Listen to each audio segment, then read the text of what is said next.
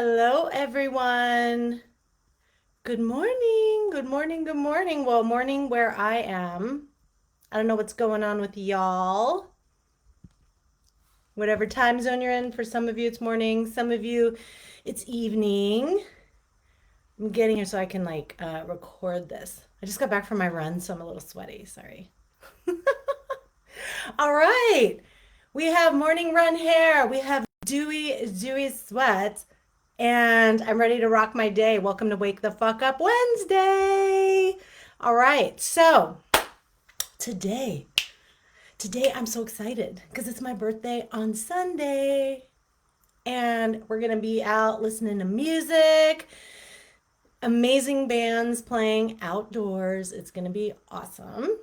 And so today I wanted to talk about Ziji because I was thinking about my birthday, thinking about what I wanted to do, thinking about planning my adventure mastermind. So, my adventure mastermind is like a 6 month amazing experience where I work with 10 people and we go through 6 months of deep diving into our purpose in life and what we want to create. And we manifest some serious shit in like 6 months. And I was planning the adventures. That's why it's called the Adventure Mastermind, because we don't just like go on hikes and stuff like that, which is awesome. We also make sure to have adventures that push our edge. Yeah. And the reason I do that is because I really believe that we, by expanding our comfort zone, have more capacity and resilience to grow inwardly and take inner risks as well as outward risks. So we're more willing to face truths within our own lives, within ourselves, within our integrity.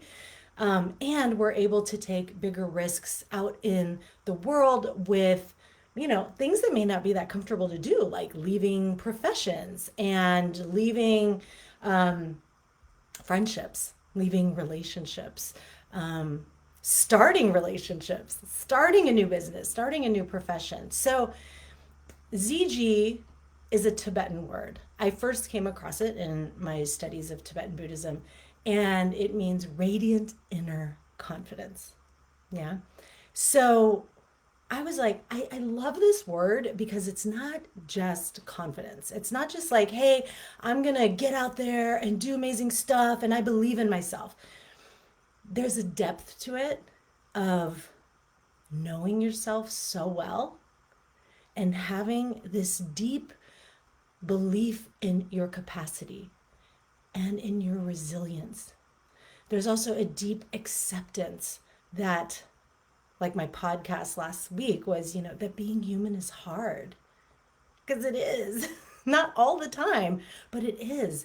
And when we constantly try to protect ourselves from not having any challenging experiences, we miss out on so much.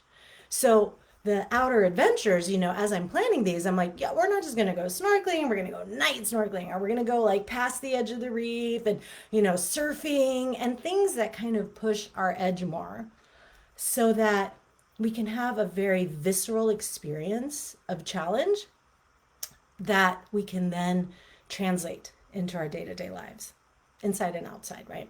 So today I wanted to talk about, let me just see here. Oh, I can't see my Facebook people. Where are you there? Oh, hello everyone. Okay. So I wanted to kind of give some examples of ZG. Okay. So one time I was flying back from a business meeting in Asheville, North Carolina to Ashland, Oregon. And on the plane, I was sitting next to this amazing Texan hydrogeologist. And she was telling me this story about how when she was single, she promised herself that when she had kids, she would raise them in Mexico. So for her, that was her dream. Yeah. And she was thinking, okay, I don't know how this is going to happen or when this is going to happen, but I'm going to make sure that I Recording live, in progress. thanks, Zoom, that I'm going to create this life that I want. She had a dream, a vision, right? So she had gone through all of the ranks of her career, right? Giving up a lot of her own personal needs to advance professionally. But this dream about her kids in Mexico, she's like, I'm never letting go of that, right? And for her, it was like the perfect place to raise kids with the cultural immersion, the life expanding experiences. So years later, when she's at the height of her career, like peaking out, right? Her kids arrive. And it wasn't the best timing, right? But did she freak out, being like, oh my gosh, I'm at a high point in my career. What am I going to do? No, she didn't question it at all. She was like, kids, all right, now it's time to go to Mexico. There was that Ziji, that radiant inner confidence that like this was so important and this was something I have to do, right? So so she goes and her husband's on board too. They sold everything, moved to Mexico. Now, another point about ZG is that shit was not easy, right? It's not like you just buck up, have a bunch of confidence, and then everything is goes your way because you're doing the right thing. It was challenging, and not just for like 6 months. So she said it was like 6 years, 6 years that things were really challenging, and it was not until after 6 years that things started turning around. And then she and her husband started a furniture business, and it grew, and it became a success. This very successful hydrogeologist, right? Something totally different. And after 16 years in Mexico, they're super happy and content. Yeah. And in the end, she says that she sees it as one of the best decisions of her life. And it's been this amazing, enriching experience for her kids. And she confirms this by saying, like, to have not gone, to wonder what if would have been far worse than the challenges she endured during those 6 to 7 years, right?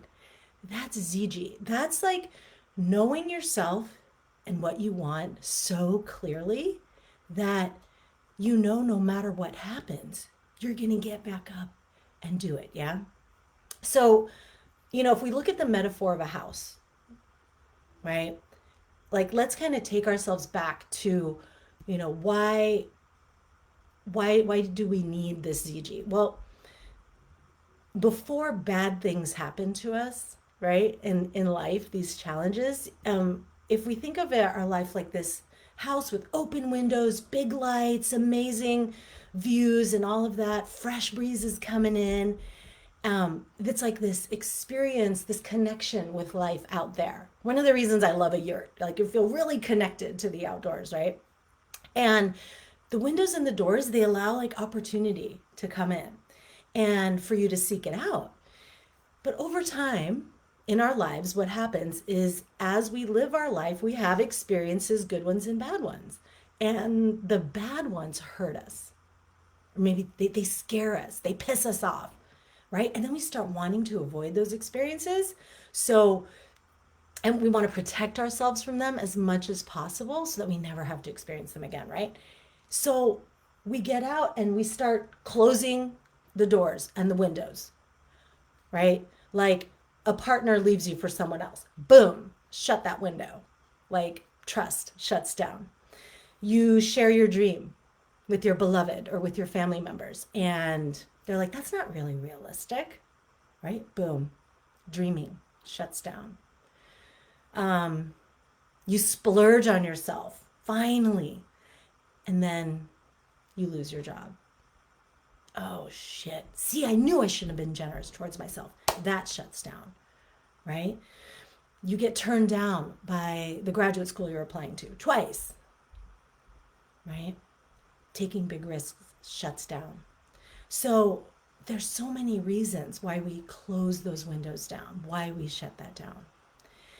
And eventually, when those are all shut, we kind of sit in there and we're like, all right, I'm safe. Whoopee, right? But it's not. We're not actually safe.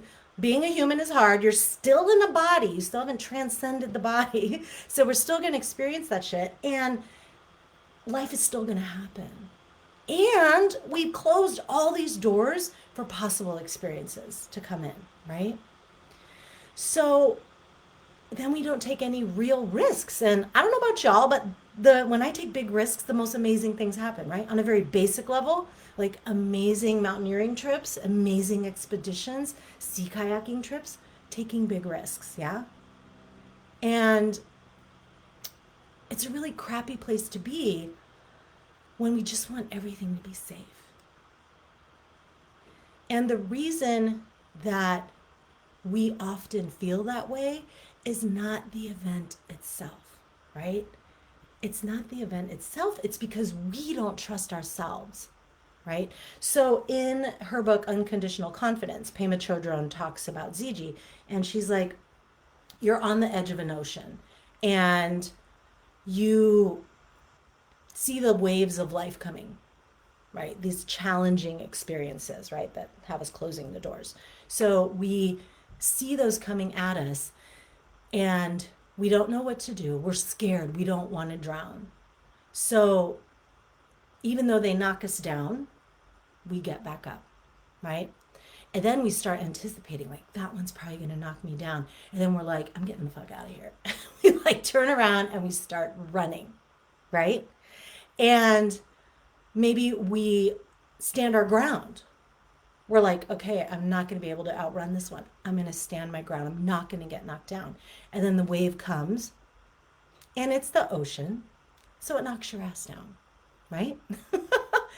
And we get tumbled like a washing machine and we get sand up our nose and all the nooks and crannies. And we're like, this really sucks. I hate getting knocked down. I hate getting knocked down. The ocean is so powerful. The waves just don't stop, right?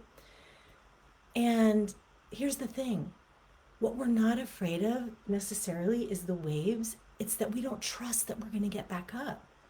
You know, if you go to the podcast for this that's being released tomorrow, I chose to put a picture of a surfer on there because one thing that I love about learning to surf, because I'm not a great surfer at all, but I still go out and do it, is like I had a few near drowning experiences when I was a kid. And in surfing, like you got to get used to being knocked around and like tossed under and like spun all around, right? It's pretty like for me, it was so good for me to get comfortable being tossed around like that under the ocean after the experiences I'd had previously. And here's the thing, we don't cultivate Ziji, that confidence that we're going to get back up, because that's what Ziji is. Ziji is knowing, hey, I am going to get back up no matter what life sends my way. When Ziji happens and gets cultivated within us, we're like, bring it on. But we can't cultivate it without getting knocked down. That's the crazy part, y'all. That's why adventures are so important to me, right? Because they kind of give you a little smacking, right? In a way that is your choice, that is also fun and amazing and rewarding. Because look, life is going to send you some shit, right? Like y'all may or may not know I've had cancer twice. I don't know if you know that, but like I had renal cell carcinoma. And then right when I was like, I think I was 5 years out from that, because that had a 5% 5-year survival rate. Yay me, made it. And then after 5 years, I got freaking melanoma, even though I'm like downtown brown, right? So it was a non-sun related one, they said. But anyway, so going through my cancer, right? One time I was getting my follow-up MRIs, which are done to like, make sure nothing's returned. And I was getting that done and I get a call on a Friday at 4:55 p.m. from my uro-oncologist. And he's like, "Hey, so I guess I couldn't reach you. I'm going to be out of the office until Tuesday, so just give me a call then and we'll go over those results." And I'm like, did anybody teach you in oncology school not to leave a message like that on a Friday to a cancer patient? And so I'm freaking out, right? I'm like, oh my God, I have to wait. I listen to this call over and over. I give the phone to my friends. I'm like, listen to this. Does he sound concerned to you? And they're like, no, he sounds kind of like jolly. And like, I'm like, well, maybe he's practiced, and I'm thinking of all these scary things. And Fortunately, I had a coach training because y'all know I always go back and do trainings. So I had a coach training and I raised my hand to get coached by one of my favorite colleagues, Sabina. And she was like, "You have 2 minutes left to live. Um, what do you want to say?" So, some very important aspects of that moment for me were when we were talking about my experience, I actually verbalized, like, I'm afraid to die. Like, there have been times in my life where I was like, this is a good time. I've like been living my life, doing everything great today. Today would be okay. I was like, this is not one of those days. I am not living in integrity and in alignment with who I really want to be. I was in a really toxic relationship. I was I was not ready. It wasn't time. And so she said, well, what do you want to say if you had 2 minutes to live? It was like, let's go there. Let's face it. 2 minutes, you're going to be gone. And what I said, and this is what I want to say to you today, is let's wake the fuck up.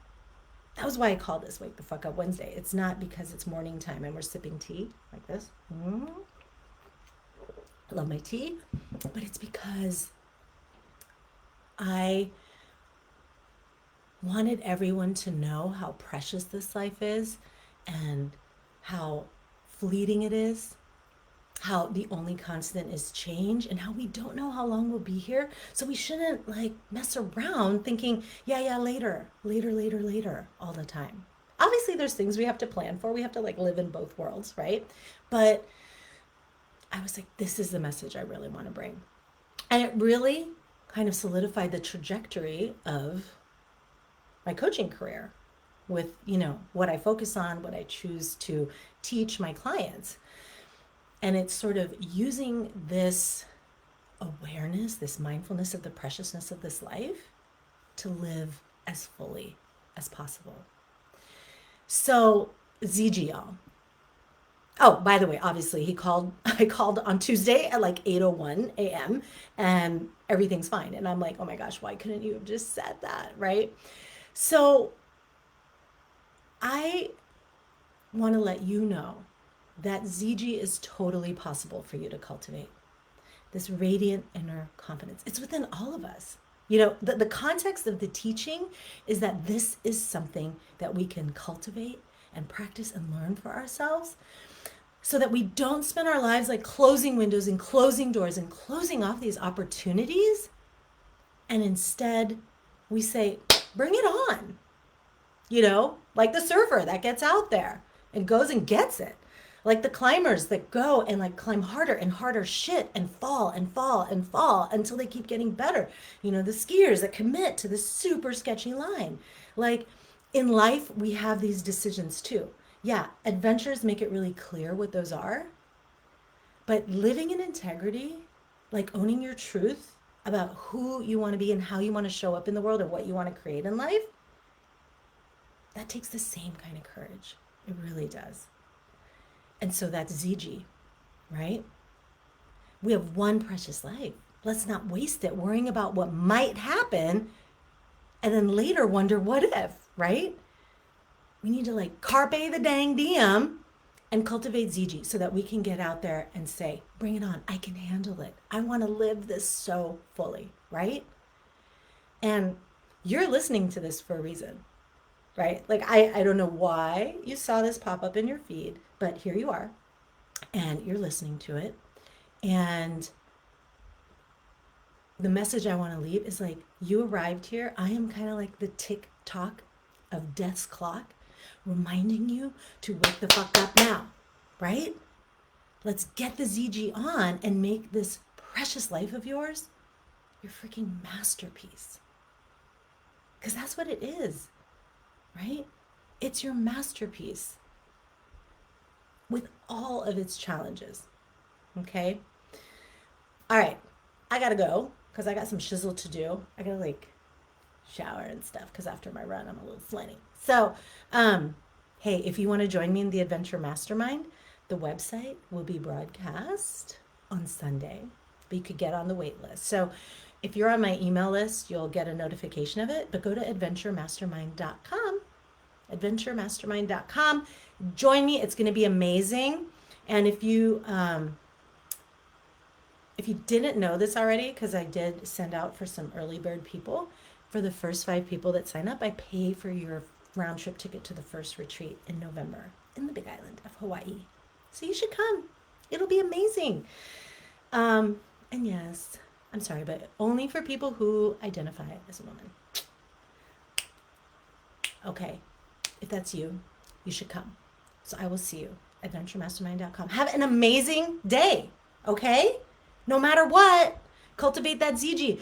Go take some risks. Don't close off to those opportunities, all right? Mwah. So much love, my friends. Bye.